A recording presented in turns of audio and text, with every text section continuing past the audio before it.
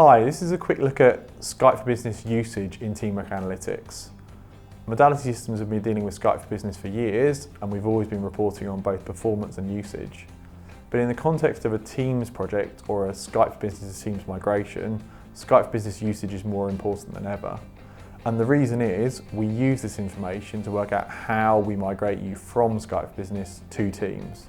So for example, if you have a global Skype for Business environment with conferencing being used and PSTN calling being used, how do you understand who's using which functionality and at which point do you move them from Skype for Business to Teams?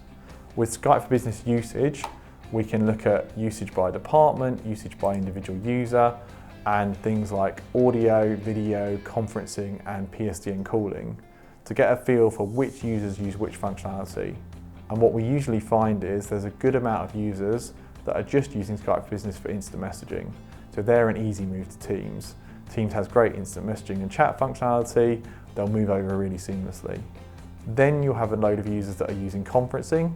They need a bit more care because the conferencing is changing some of the buttons around, slightly changing how they schedule. So still an easy-ish move, but they do need some more training than just the chat users. And finally, you've got people who are using enterprise voice, who might have IP phones, who might be in boss-delegate relationships, who might be in response groups. Those users need the most consideration and planning to get towards Teams. The whole modality system approach is about using the data to optimize your transition from Skype for Business to Teams. If you'd like to check out our Skype for Business usage and our Teams usage, check them out in AppSource. You can download them with demo data.